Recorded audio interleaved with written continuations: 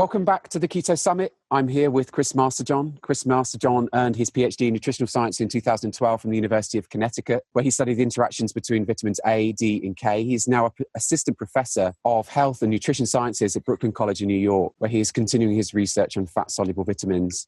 He's authored 10 peer-reviewed publications, and he writes a blog, The Daily Lipids, which I've been enjoying for several years. It's a fantastic website. And he produces a podcast by the same name. You can follow his professional work on Facebook, Twitter, Instagram, YouTube, and Snapchat.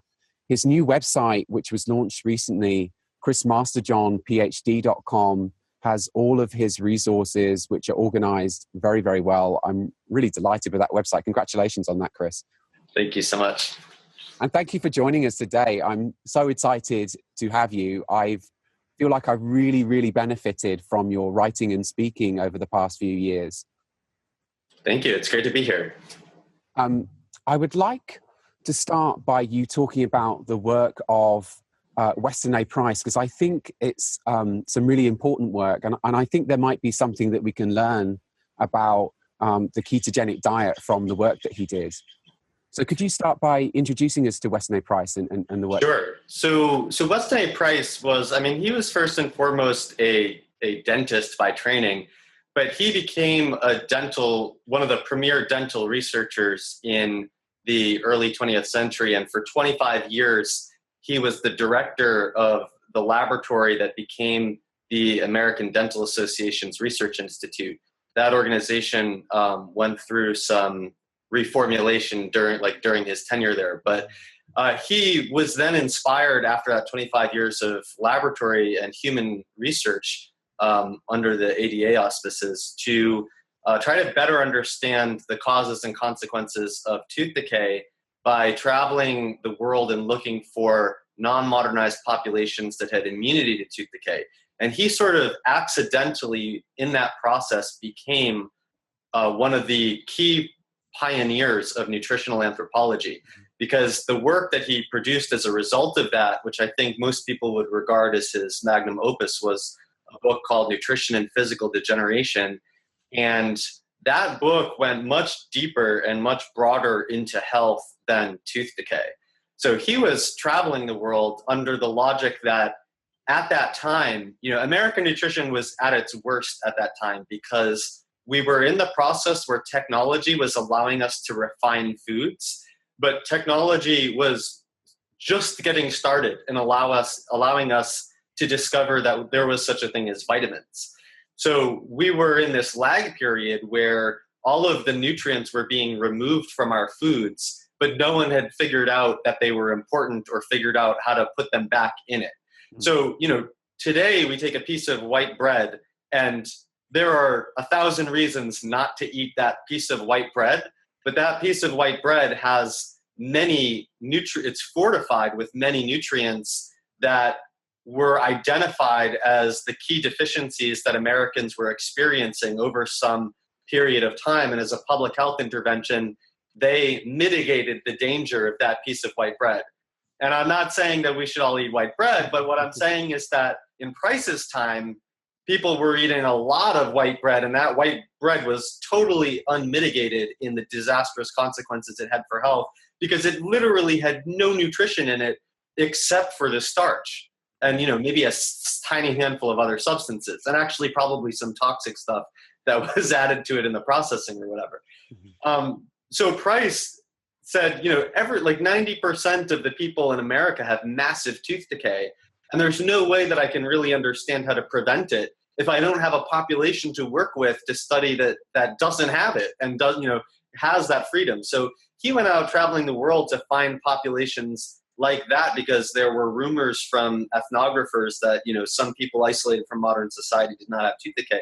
But what he wound up finding was that across many continents, across many geographies, climates, in many different situations in terms of the genetic and cultural heritage of the peoples, that there was this consistent trend that people who were eating their traditional diets and their traditional lifestyles had not only freedom from tooth decay, but had amazing skeletal structure, had dental palates that could fit all their teeth, would go through life very vibrant and very able to fulfill their work, and with a, you know, theretofore unheard of level of mental health vibrance that also could not be found in the modernized societies at that time, or, you know, in our time either. And he didn't have as much evidence for heart disease and cancer, but the evidence that he could acquire and obtain during that time all seemed to hint towards the absence of heart disease and cancer and tuberculosis, and, you know, on down the list of the degenerative diseases that were important at that time. And so he didn't write his book and call it Nutrition and Tooth Decay.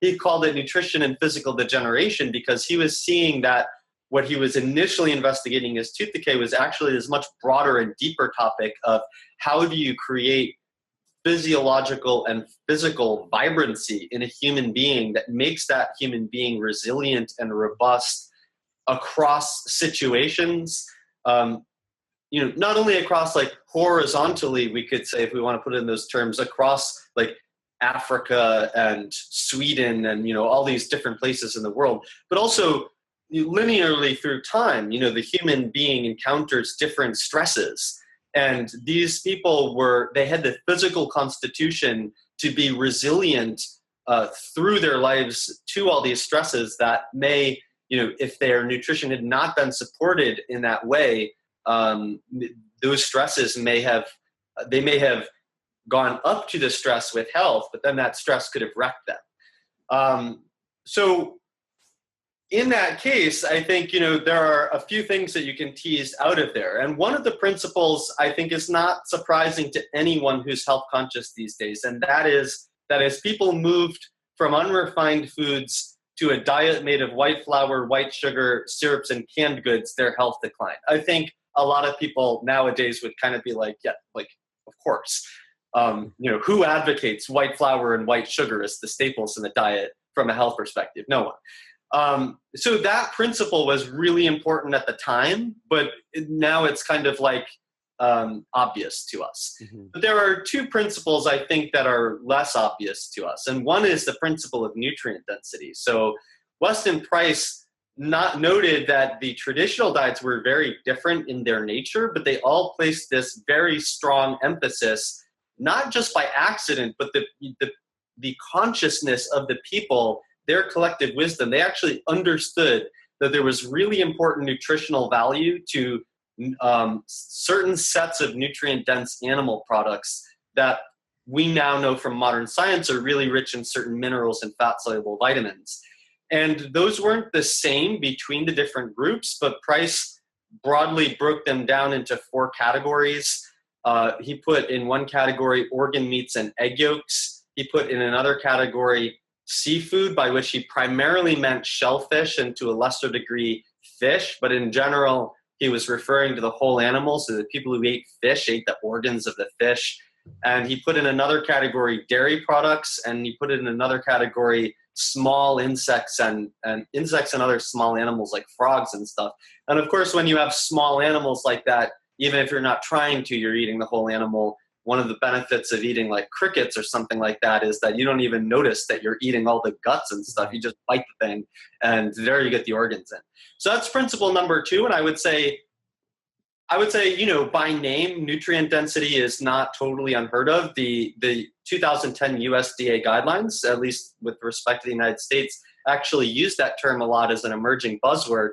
But what is underappreciated is, you know, what is actually nutrient dense? What we lack is this appreciation of the role of organ meats and bones and skin and small insects and frogs. And you don't have to eat those specific foods, but you do have to stop and say, well, if I'm not going to eat frogs, what do I eat that is actually giving me those benefits? And so you do have to understand the different categories of these incredibly nutrient dense animal foods, and how you can, whether it's a ketogenic diet or a paleo diet, or it's a low-fat diet, or some combination of some of those, you know, whatever it is, you have to find some way to reconcile that diet to incorporating the key nutrient-dense foods from at least one of those categories. And then the third principle, which I think is probably most relevant to our talk today, at least specifically about the ketogenic diet, is that there were radically different macronutrient compositions in the different diets that Price studied.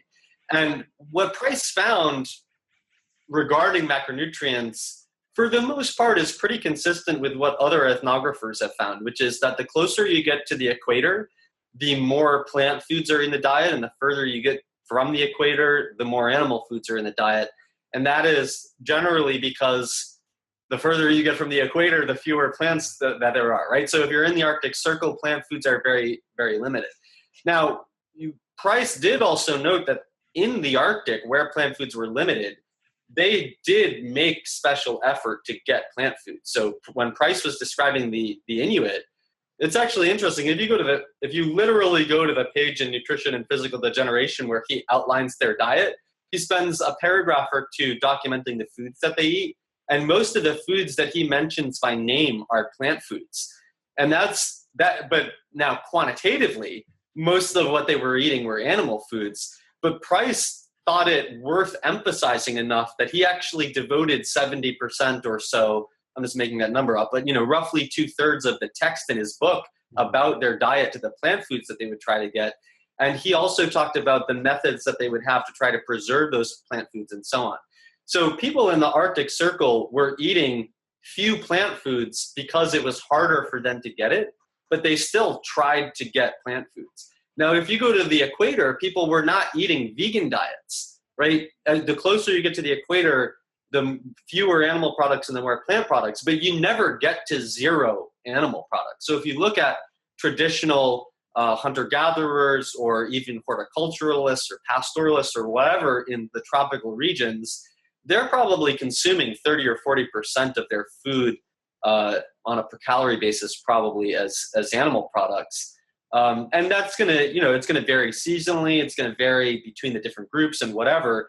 But you have this at the equator where there's abundant plant products, people are still emphasizing the importance of animal products. And in the Arctic Circle, where there's very limited plant products, they're still trying to get the plant products and they're still trying to store them. You could point out that maybe that has nothing to do with the macronutrient composition and everything to do with the fact that there are nutrients and micronutrients in those foods, right?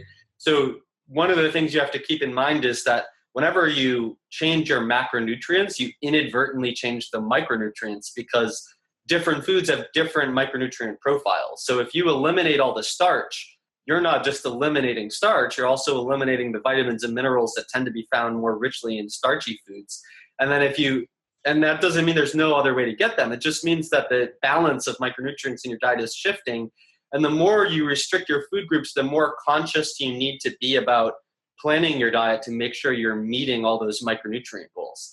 So in the Arctic Circle, where plant foods are very limited, that doesn't mean that they can't get enough of this, that, or the other micronutrient, but it does mean that they may have to put more effort into procuring the foods that are rich in those micronutrients, because at the equator where you have this vast array of breadth of different foods and you just sort of pick whatever you want all year round, you don't have to think as much about those nutrients because you sort of accidentally get all of them in your diet.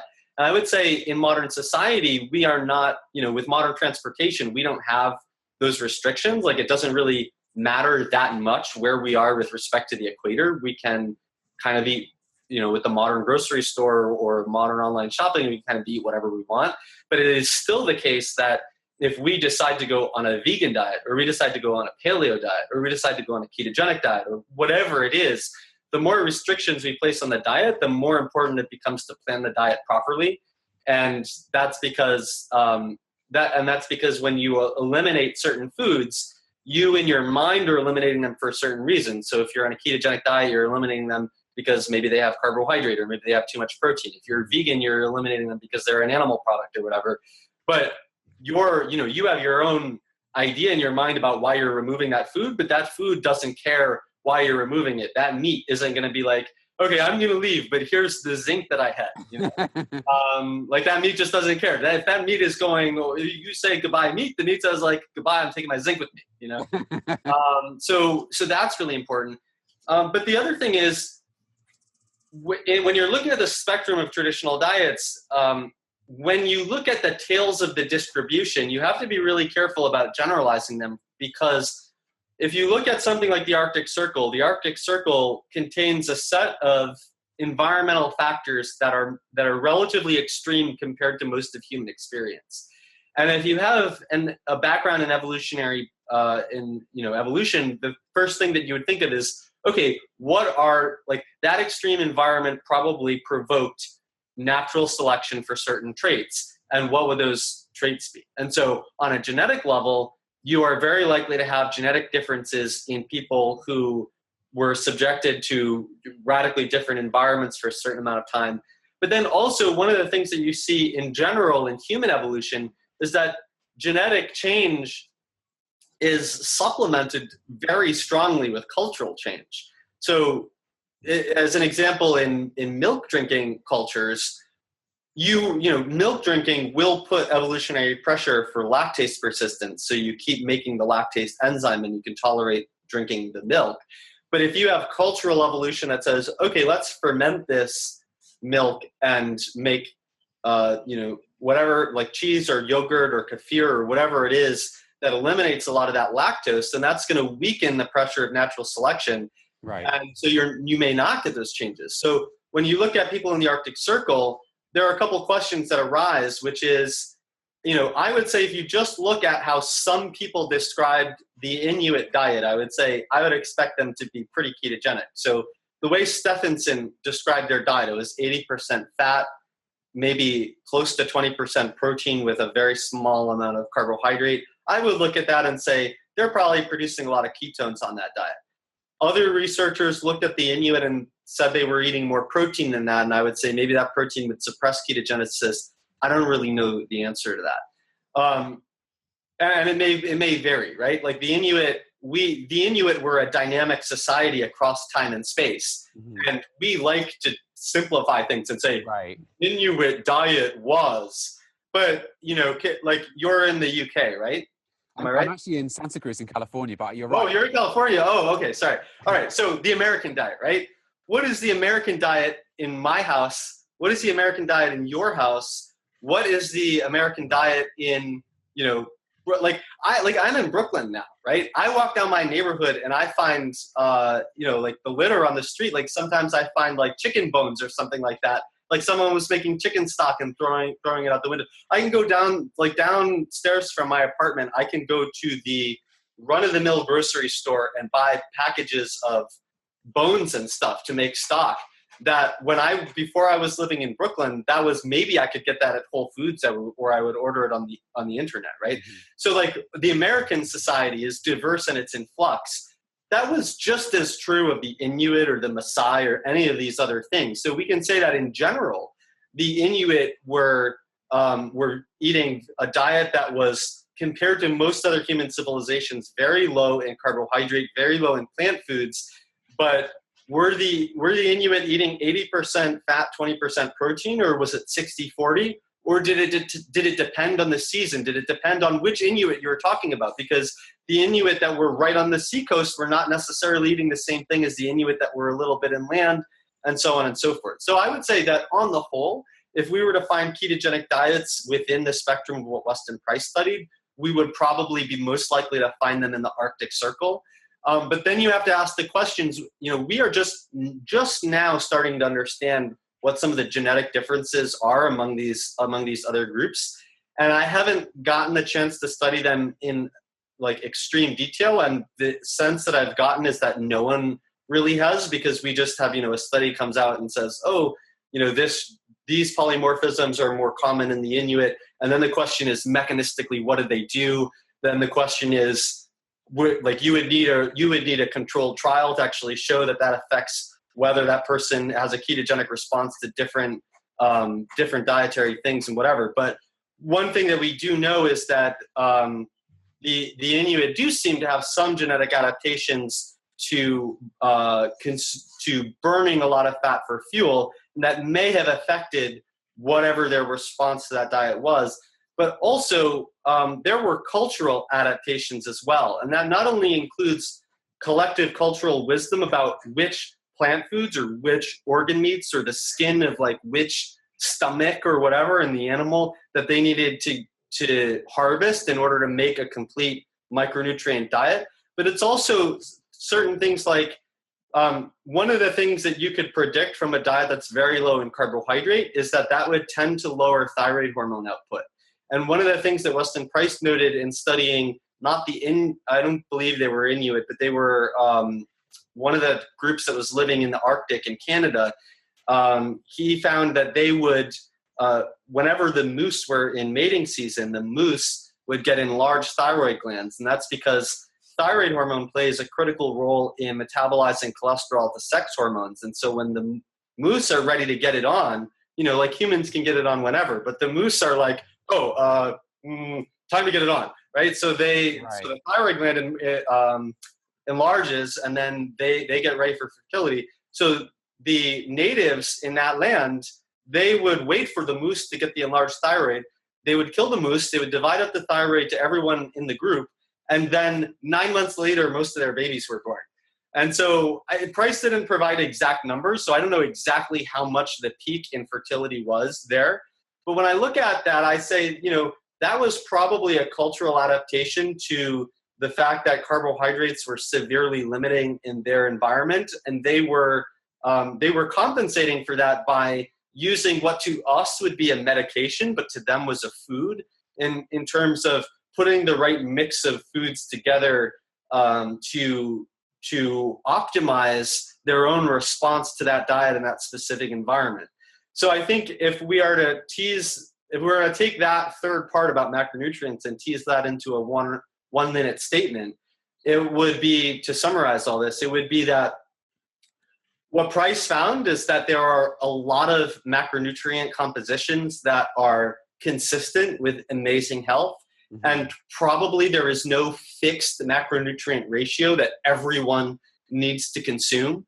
But also, Price found that each group was implementing its traditional diet in its environment with a very comprehensive set of adjustments to fine-tune it. And we have to be careful when we try to replicate any of those traditional diets that we try to do so in a way that's robust to human error, which means that we have to not only look at what we are interested in, like what was their percentage carbohydrate, but we also have to look at, in that particular context, how did they apply that low carbohydrate diet? Because there may be important factors in how they implemented it in terms of what organs of the animals they harvested or what plants they put together that would provide important insight that maybe we can interpret with the better science that we have today to come up with practical ideas about, like, who is this diet right for? If we do it, how should we do it, and so on. That was a great answer to a short question. Yeah, so it seems like you're less concerned about macronutrients and more concerned about micronutrients. Do you think that's a fair statement? I think that I wouldn't say less concerned, but what I would say is that the body has greater liberty to sacrifice certain macronutrients than it does certain micronutrients. And that doesn't mean that there's a point at which they definitely become important.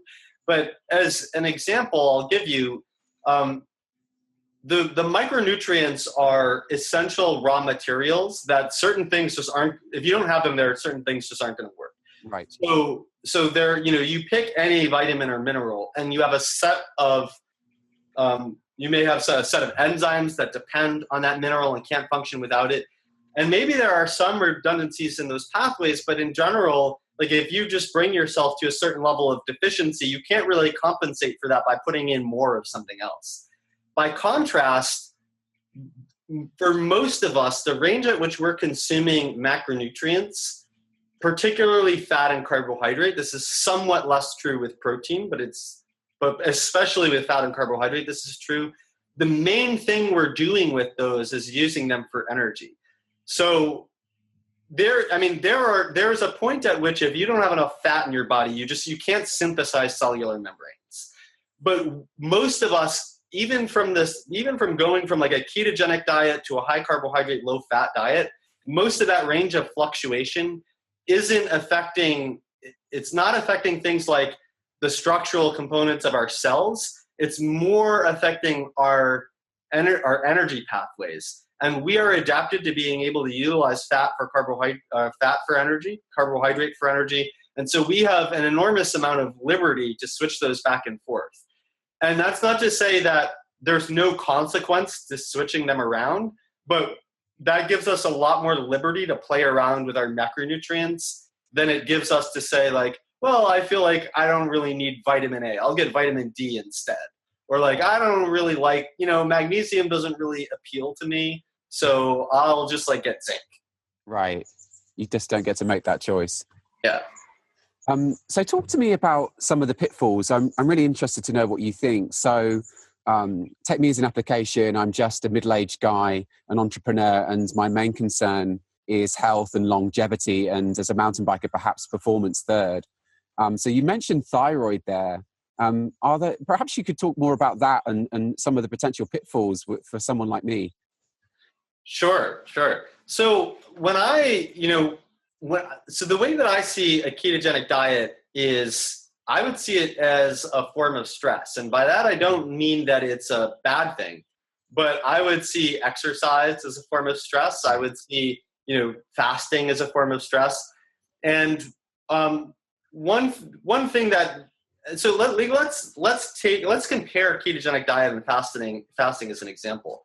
And actually, I think I'm going to need to clarify also a little bit about the different routes that you can get to ketogenesis as well. Right. So when we talk about ketogenesis, the traditional, conventional route to ketogenesis is to restrict especially carbohydrate and to a lesser but meaningful degree protein to make us burn fat as our primary fuel. Mm-hmm. But there are also other ways to increase ketogenesis besides that. But if you just take the conventional model, it's primarily based on carbohydrate restriction. And, number two, it's based on protein restriction. And in that conventional, traditional ketogenic diet, what you're doing is you're mimicking to a certain degree the effects of fasting.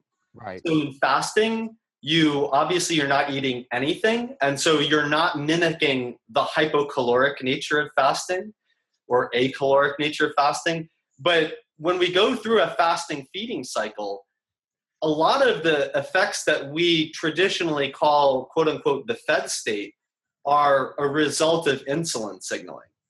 And when you are on a ketogenic diet, you are decreasing your insulin signaling. And that's one of the factors that allows you to primarily burn fat as fuel. And so you are mimicking that aspect of fasting.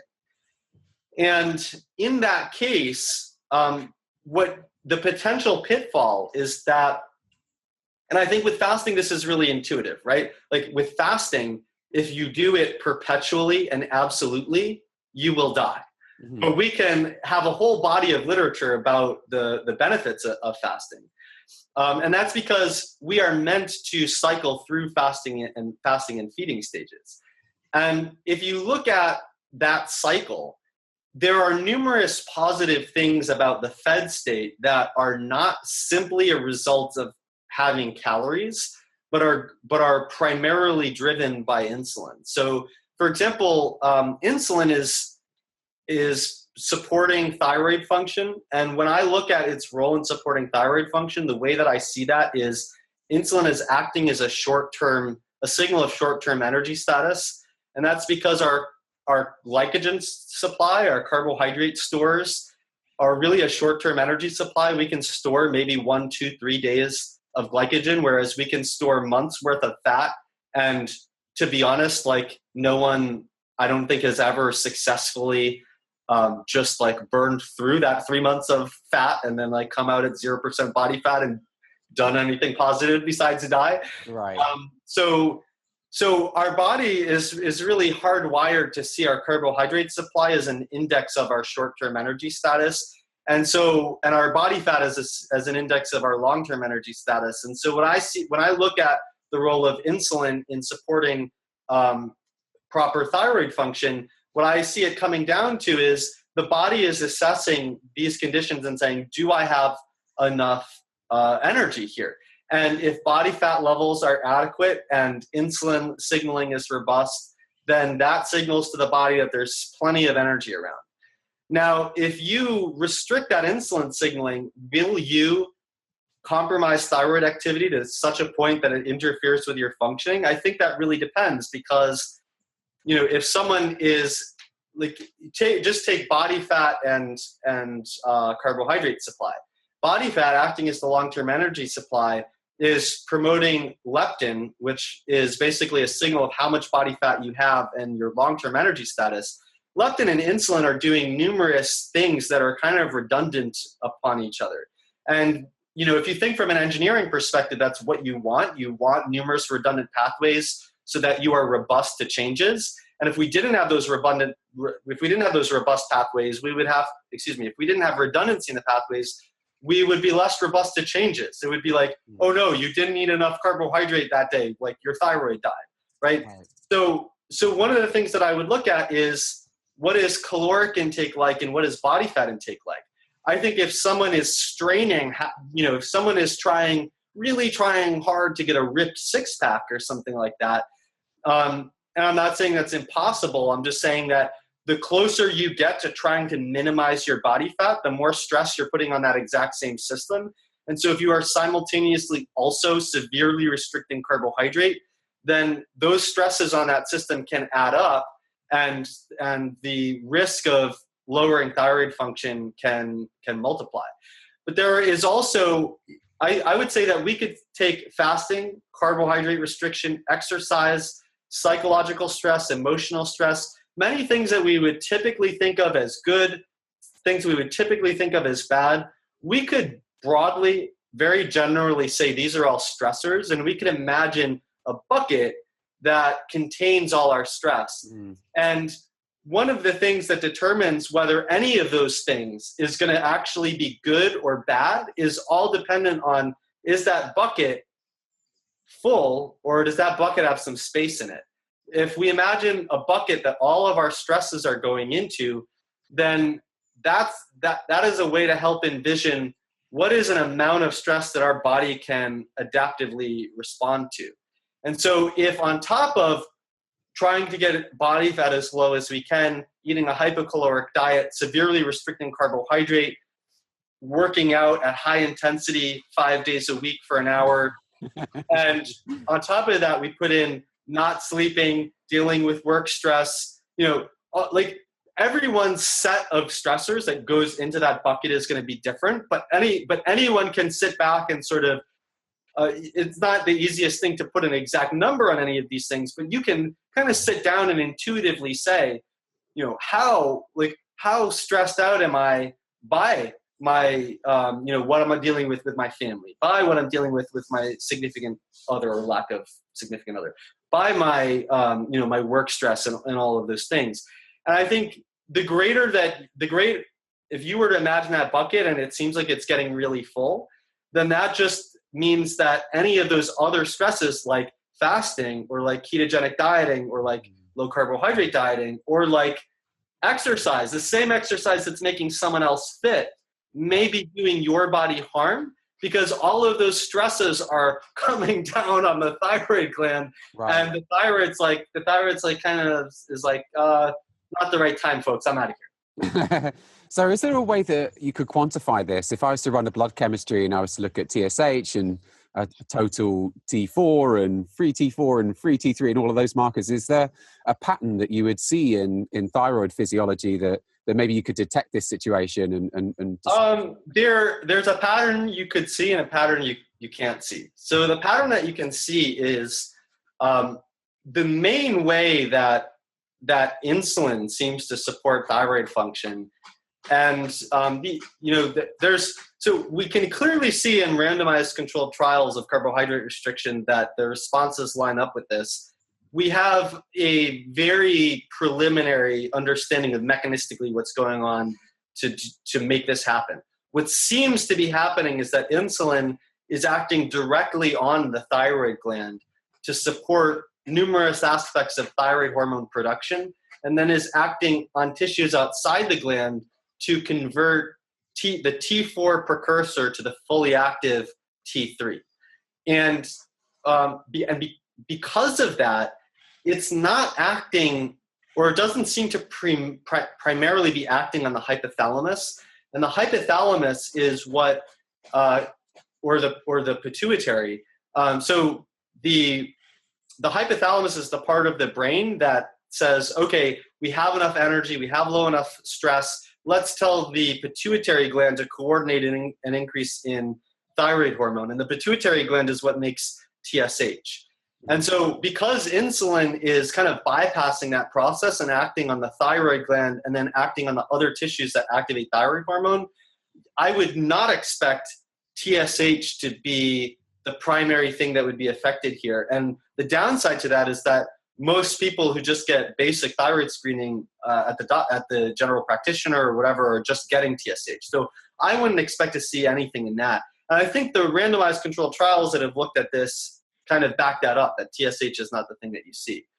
What you would probably see is a decrease out of the thyroid hormones. I think the most likely thing that you would see is probably stable T4 and a drop in T3.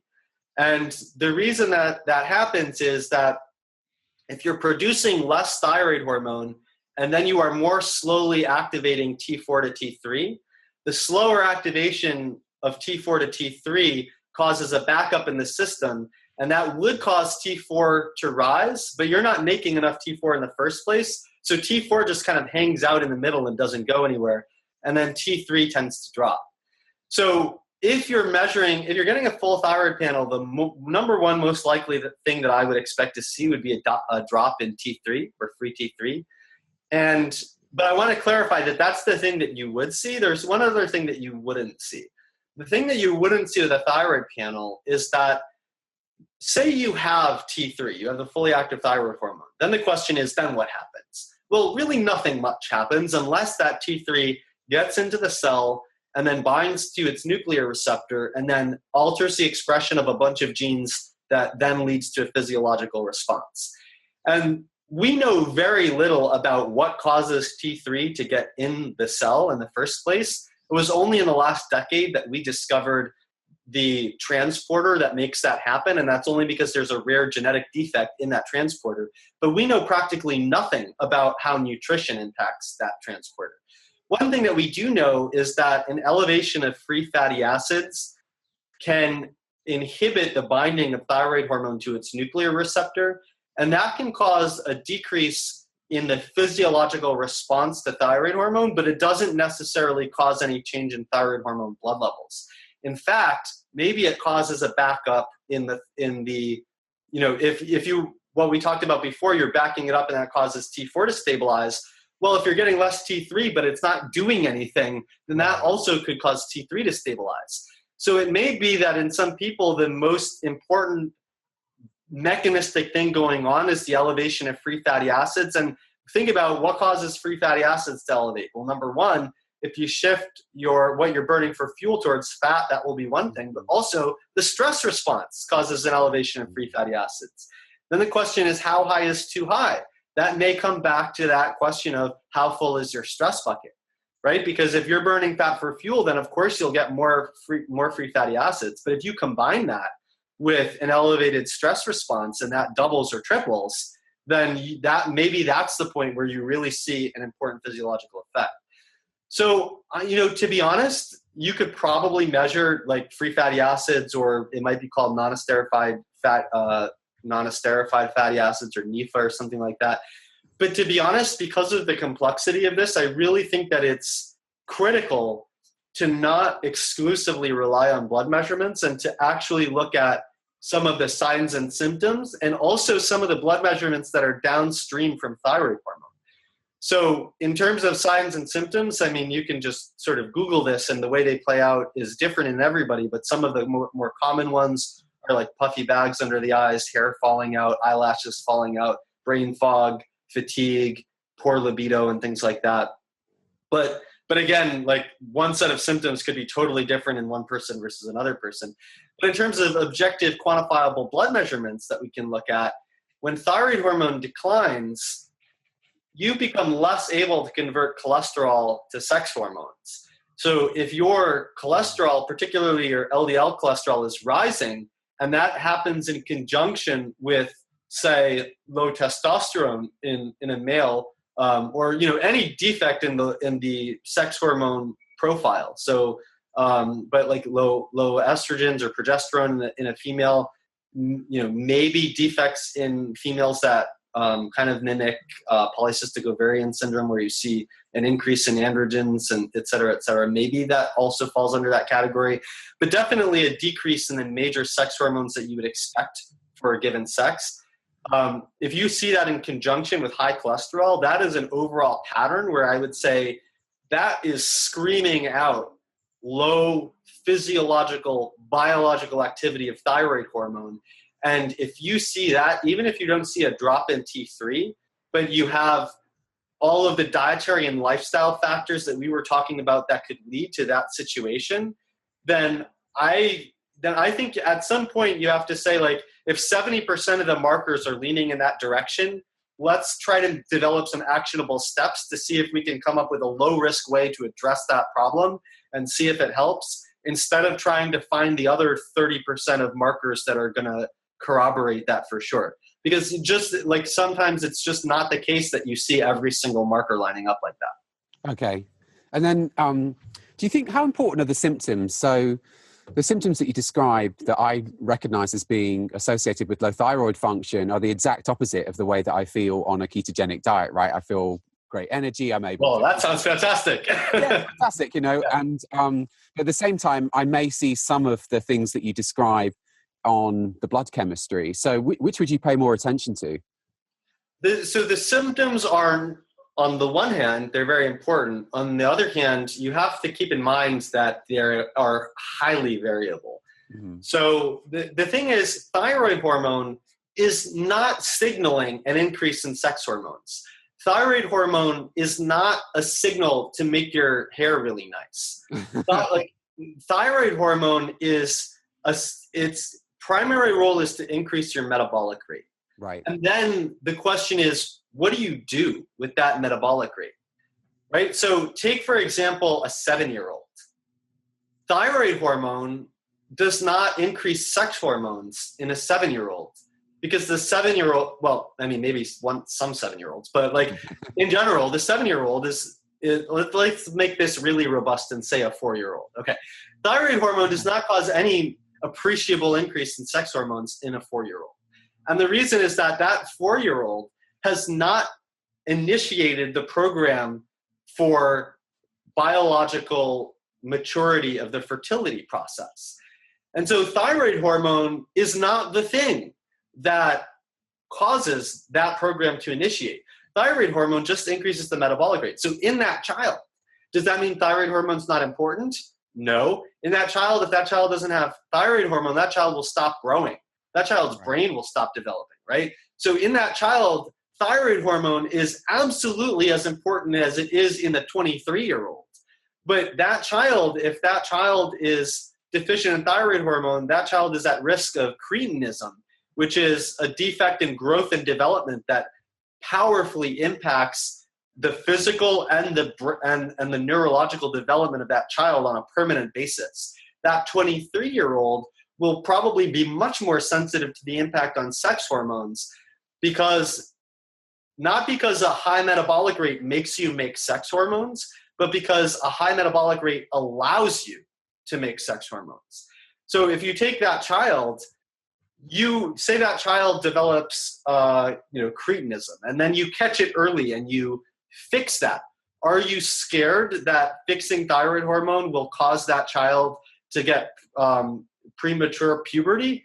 No, right? Because all thyroid hormone is doing is increasing the metabolic rate and allowing all of the other contextual physiology to determine what that child does with the high metabolic rate. So in the case of energy and brain fog, one of the key things that's going to make those symptoms different in one person versus another person is that we have redundant systems to allow us to be energetic. And if you look at, for example, the adrenal response, what do you get in fight or flight response? If it's working properly, what you should get is a radical increase in energy and mental acuity. And that's because in the acute fight or flight response, your blood supply is being redirected to the brain and to the skeletal muscle, because say a predator is chasing you, your brain needs to act really sharply to be able to say, do I fight or do I run? And if I run, where do I go? And if I fight, how do I coordinate? Like if I'm going to strike that thing, that, lion chasing me, I better strike it in the right place with the right amount of strength or I'm screwed, right? So your brain needs to act really, really sharply, but also your skeletal muscles need to engage in this highly unusual level of contractile power. Because if you're going to run, you best run fast. And if you're going to hit that large animal chasing you, you best hit it in the right place, but also really, really hard. Because if you just make that animal angry, or that person, right? That dude is bigger than me. Like if I'm going to punch that dude in the face, like it better be, and I'm not advocating fighting here, but I'm just saying this is what the physiological system is designed for. Like, if fighting fails, then you're in more trouble than you were when you started. So if we apply this to like chronic stress in our natural environment, then the better your adrenal compensation for the decrease in thyroid output, you're not going to feel brain fog. You're not going to feel low energy, because your adrenal hormones are going to be taking the place of thyroid hormone and supplying that. But thyroid hormone does a lot of other things, like promote the sex hormones, for example, because compare fertility to the fight or flight response. Fertility is this incredibly long-term energy-intensive process where you are committing energy, in the case of a female, over those 9 months and then over the period of lactation. But in the case of both males and females, you are committing the economic resources that are going to allow that child to then develop into a mature adult and be successful. Right? One of the things that makes us different from, say, like E. coli is our model of reproduction is heavily dependent on making few offspring and then directing all these resources to make them successful. So if you're looking at what like thyroid hormone versus stress hormones are pushing you into this short-term process that does give you mental acuity and does give you energy. But if your body is perceiving that we have emergencies to do right now and we don't have that energy available for long-term impacts, it's not going to invest in fertility. That's, fertility, when you have good fertility, you're saying like your brain feels confident that for the next 18 years, you have a good amount of economic resources to invest in this, the potential result of that. So I would say if you don't have brain fog and you don't have low energy level, but you do have high cholesterol and low sex hormones, I would be very concerned that is a potential sign of low thyroid activity for those very reasons, right? Like if you have a robust adrenal response, that would be the pattern that we would expect. Someone else doesn't have a robust adrenal response, that's the person who's going to have brain fog and poor energy. Okay, I understand. So far we've talked mostly about the pitfalls of a ketogenic diet. Can you see any applications where the benefits of the diet would outweigh any of these pitfalls that we've been talking about so far? Sure. I mean, I don't know that I have anything unique to say here, but I think that it's very well demonstrated that a large subset of children with refractive epilepsy experience remission on a ketogenic diet. There's interest in using it for, probably it has some application to a broad array of other neurological conditions. I would say on cancer, maybe. I think that's a kind of a gray area here. I would also say, though, I think a lot of people that get benefit from a ketogenic diet get it sort of accidental to the ketones. So if you look at, why is it beneficial in refractive epilepsy, for example? Probably what you have is some defect in the brain's utilization of glucose, and supplying ketones as an alternative fuel is overcoming that defect. But I would say many people who experience benefit from carbohydrate restriction in general, and in the case of a ketogenic diet, that for a lot of people, that's just a more extreme form of carbohydrate restriction, is I think there's a rampant case of gut dysfunction. And a lot of people respond poorly to certain carbohydrates in the diet, but the carbohydrates that they respond poorly to in terms of gut function is so variable across people, and it's so hard to identify what those are. So there are a lot of, like, certain diets are developed to try to address that. So FODMAP diet tries to address that. But not everyone who benefits from a low FODMAP diet is responding equally to the restriction of lactose versus the restriction of the fructans that are present in wheat versus whatever else is on that diet. So what a diet like that is trying to do is combine the most commonly problematic strains of carbohydrate that are negatively impacting someone's gut microbiome and collect them so that if you put someone on that diet, you're hitting the most common bases. Well, I think it is in general the case that it's not exclusively true, but in general, it's the case that even if you go further out to some of the less common reactions, usually those are in response to carbohydrate dominant foods. So if you are restricting all of those foods and you have any gut microbiome issues, you could experience a lot of benefit just from not feeding whatever's negative in the gut microbiome. And I think, on your own experience, you can come in to correct me. But when we were talking before, you also had a spectrum of different diets that you had tried leading up to your ketogenic diet. Mm-hmm. That probably, when you combine them, are even more effective at addressing gut issues. For example, I was talking to someone who booked a consultation with me last week, who was doing a largely ketogenic autoimmune protocol, this, that, and the other thing. And, we were talking for a while, and before she had come to me, she had already sort of arrived at this conclusion that probably her gut microbiome was the major thing that she needed to be working on. And I think the more we talked about that, the more we felt like that was like the most likely place to be going.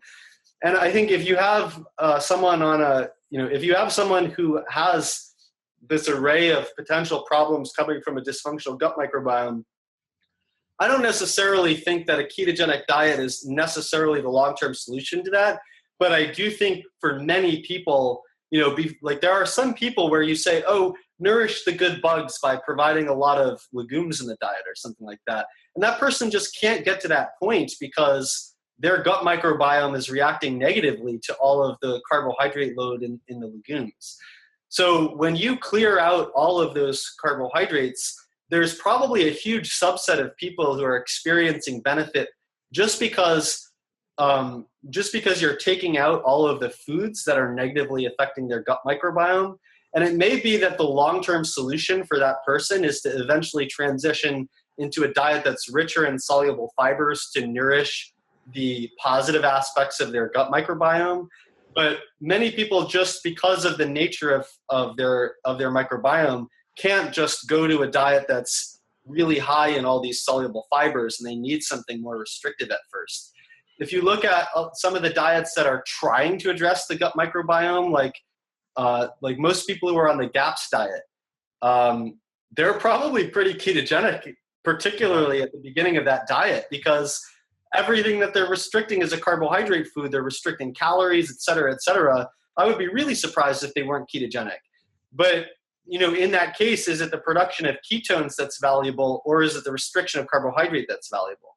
One thing that I didn't really touch on before that I think is really important, I started to talk about it, but I didn't really finish, is, one thing that we know from these other applications where we have a really strong basis of evidence to believe that the ketogenic diet is successful, for example, in refractive epilepsy.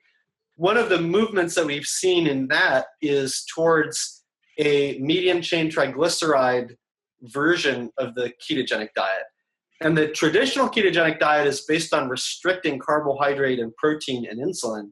But medium chain triglycerides are ketogenic independent of insulin. And in fact, you can feed someone. There was a study that looked at the effect of MCT oil on if someone had it for breakfast, how soon would they request lunch? And then at lunch, how much would they spontaneously eat? And what they found was that at breakfast, if they consumed MCT oil, they would wait longer to ask for lunch, and then they would eat less when lunch came. But in the blood measurements, what they showed was that most people on all the different diets they tested had a low level of fasting morning ketones that was then suppressed by this breakfast of pasta. And the people who ate the MCT oil had a low level of morning ketones, and then they ate the pasta meal with the MCT oil, and their beta hydroxybutyrate went through the roof. And why did that happen? This wasn't designed to be a ketogenic diet. This was just looking at food intake. But what that shows you is that you can eat MCTs with pasta and you still get really big ketone response from that. And that's because MCT oil, independent of MCT oil, like insulin suppresses the burning of most fatty acids for energy. But MCT oil, the fatty acids are 8 and 10 carbon in chain length. If you compare this to a natural oil like coconut oil, 15% of the fatty acids are like this. And they go straight to the liver. They bypass all of the rest of the transporting system that where insulin is going to direct it to fat tissue. And then once they're in the liver, they slip into the mitochondrion, and the mechanisms whereby insulin would normally suppress their entry into the mitochondrion don't apply, so they just go straight in there, and the liver uses them to make ketones. So what the MCT oil version of the ketogenic diet does in refractive epilepsy is allows the level of insulin-stimulating foods to be increased and still get the same degree of ketogenesis as on the traditional diet. And that allows greater diversity of foods, which makes it more, easier to sustain for people. Mm-hmm. But it also allows it also makes it easier to get in other like a wide array of micronutrients, right? So you can eat more vegetables on that diet because you don't have to worry as much about the insulin. But I think this sort of I think it demonstrates a key point here, because although this isn't a traditional objective of the MCT oil supplemented ketogenic diet, it is still the case that the greater insulin that you get with the same level of ketogenesis will greater support thyroid hormone and the antioxidant system and all the other things that insulin does, but also allow you to get all the benefits of the ketones. And that same thing is true if you were to inject someone with exogenous ketones as well. Those principles are. Next question: could we get sufficient insulin signaling through either MCTs or exogenous ketones? Would that right? So if you were to sort of simplify what I'm saying here, you can break up the pathways to ketogenesis into two categories. One is based on restriction, and one's based on abundance. The traditional method exclusively relies on restriction. And that is what, that's what mimics the insulin response in fasting, for example. The MCT oil and exogenous ketones, they rely on abundance, right? You are supplying more into the system instead of less. And if you take the MCT oil augmented ketogenic diet that's used to treat refractive epilepsy, it's basically combining those approaches. So it is restrictive, but it's less restrictive than the traditional approach, because it's also relying on MCT oil, and that pathway is based on abundance rather than restriction. So it is a restrictive diet, but it's not as restrictive as the traditional diet. And if you have someone who doesn't need the extreme level of ketogenesis and just needs some level of ketogenesis, that person may be able to reap the benefits of those ketones just through those pathways that are based on abundance, right? They may not necessarily need to be on a very restrictive diet if they're just trying to get a moderate increase in ketones or a cyclical increase in ketones. I mean, the same thing is true of exercise. If you exercise intensely, that in itself, independent of what you're eating, will get more free fatty acid flux to the liver, and the liver will make ketones. So you could get a lot of ketones just by intensely exercising and supplementing your diet with MCT oil. You're not going to get what you're going to get if you're on a like what they're using in refractive epilepsy. That's more extreme ketogenesis.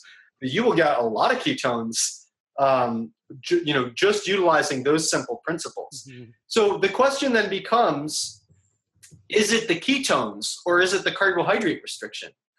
If someone's response is primarily by improving their gut microbiome, then it's probably more the carbohydrate restriction that's benefiting them. And it's probably the case that the end game for them is not to stay on that severe carbohydrate restricted diet, but to try to transition to a diet that has a broad array of foods that nourish the positive aspects of the gut microbiome that are, and that doesn't necessarily mean they need to eat that, or even that they should be eating like white bread, right? There are some carbohydrate foods that they, like pizza, maybe they restricted and they never go back to that except on like cheat day for fun or something like that, but never for health reasons. But there are things like legumes, and depending on how restrictive you are, maybe even some of the lower carbohydrate vegetables and things like that. Those things may be important to nourishing the microbiome, and that person who's primarily benefiting from microbiome-related strategies probably needs to eventually transition to a diet rich in prebiotic fibers to reap the maximal benefits.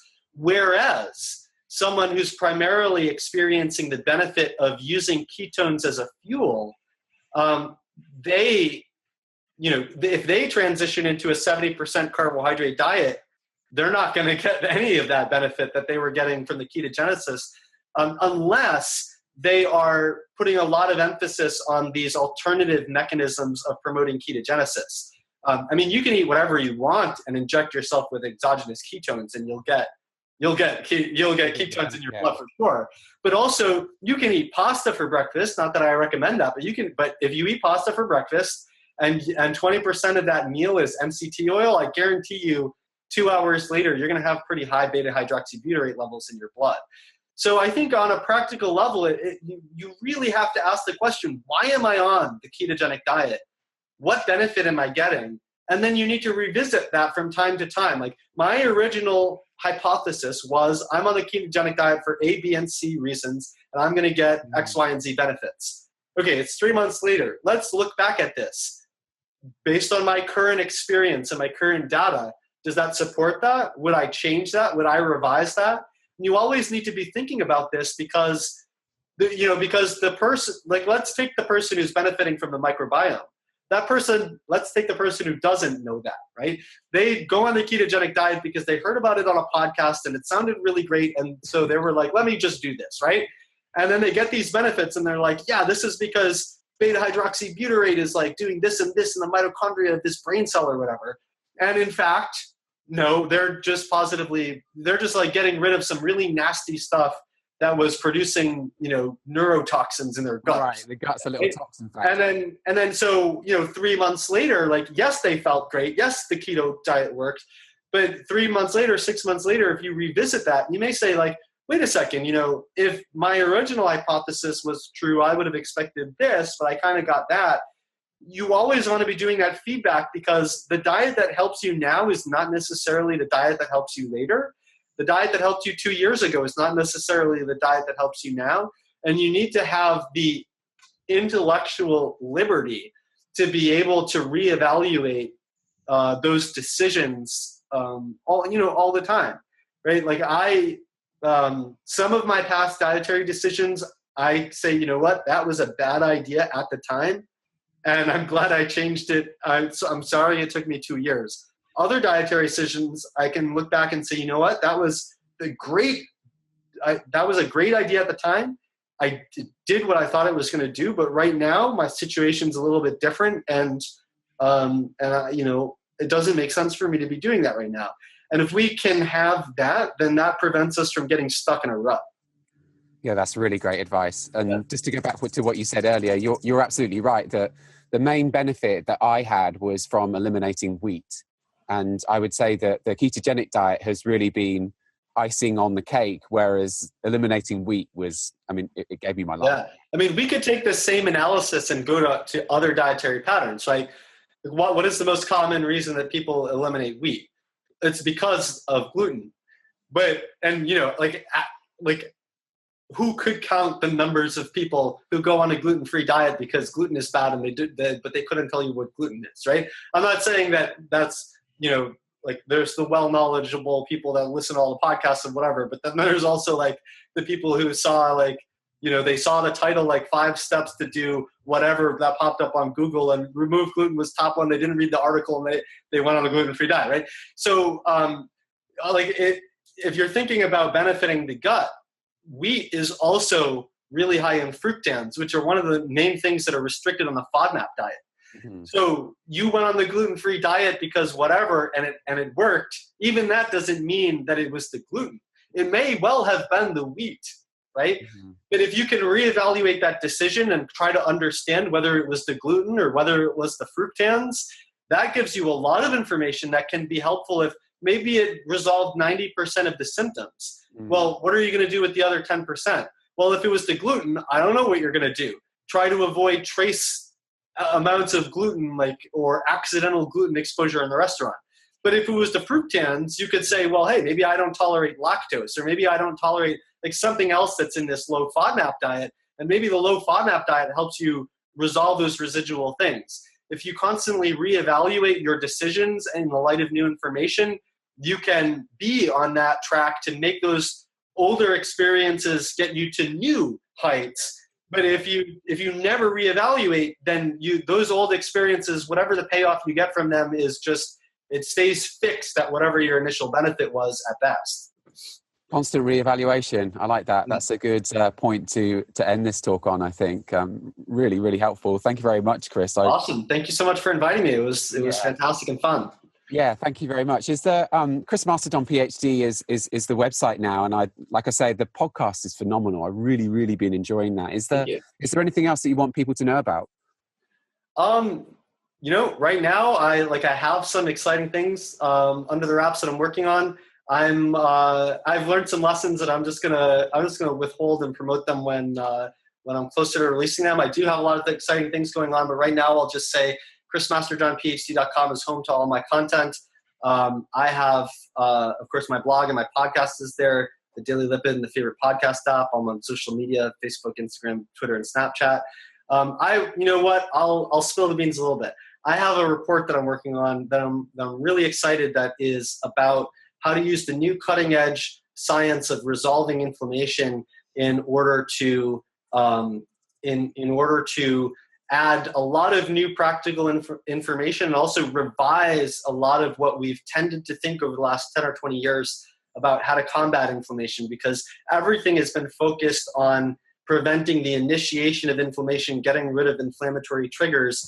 And there's not much, if any, practical advice out there based around the new science of resolving inflammation. So I'm trying to make a really practical report on what are the genetic polymorphisms that could be relevant? What are the doses of different fatty acids that could be relevant? What about the drugs? What's the minimal effective dose in this and that condition?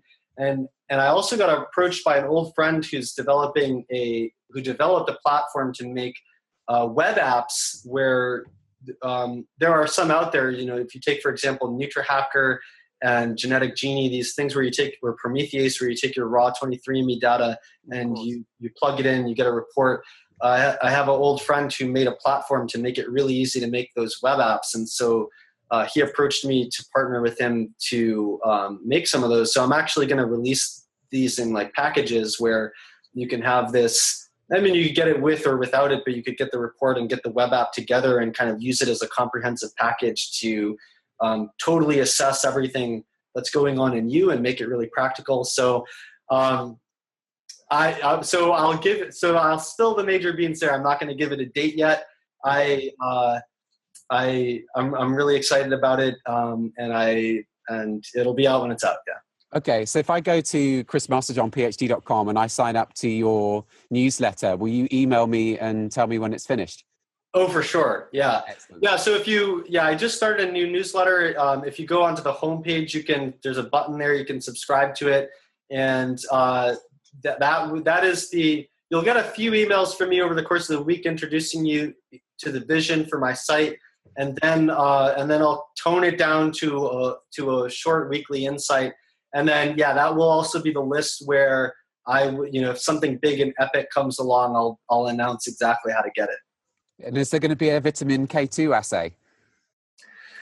Yeah, so that's something that I personally am not working on, but I know others are working on. So what you want to look out for coming up is an assay for. I know some people's this is going to go in one ear and out the other. I'll abbreviate it soon, folks. For des-phospho uncarboxylated matrix GLA protein, which is abbreviated DPUCMGP, and what this is MGP is a protein that protects our blood vessels from calcification and helps calcify our bones and teeth, protects our kidneys from calcification probably as well. In general, it's directing calcium to where it's supposed to be and not where it's not. And right now, I am not satisfied with any assay for vitamin K nutritional status that's available for clinical use in the United States, and that's been really disappointing for years. I know that Immunodiagnostic Systems has been working for years on getting one for this protein out into the market, and I emailed them I first talked about this 2 or 3 years ago with them. I talked about them a few weeks ago by email, and they said, yeah, we're working on it. But then I also got wind of there is an autoanalyzer that some clinical laboratories or even some clinician's office where they have a lot of patients going in and out might have called ISIS, not to be confused with ISIS, the terrorist organization. But this is little I, capital, all caps, SYS. It's a ISIS analyzer, and they are going to be added. They're going to be adding DPUC-MGP to this. So basically, this is the inactive form of MGP that is produced by blood vessels and some other tissues because they're not getting enough vitamin K2. Oh, so the higher this is, that's very strong evidence that that's the proportion to which you need more vitamin K2 to be reaching your blood vessels in your diet. This is a really, really, really good marker. I've known about it for years, and it looks like it's on the cusp of coming out where it's actually available to people, to regular people who just want to know what they or to clinicians. And so, and also VitaK is a company in the Netherlands where they're really connected to where all the vitamin K2 research comes out of in the Netherlands. And they are working on something to be released first in Europe, and maybe if there's enough interest in the United States, where it's like a thing that you can keep in your home, and you could, I think, regularly sample your own status for this same protein, like in your own house over time. And so I don't know how expensive that will be or whatever, but but those are some things to look out for. I don't have any affiliation with any of these companies, and so I won't be selling this or profiting from it. But this is something that I know my audience would be hugely interested in. Yeah, for sure. That is also something that I will be pumping out loud and hard on my newsletter and everywhere else when it's available. That's awesome. Well, thank you very much. I really appreciate you telling us about that. That's really useful information to me, especially. Thank you. Yeah. Well, Chris, thank you very much. Yeah, thank you. It's been great, Christopher. Thank you so much for having me on. Cheers. Cheers.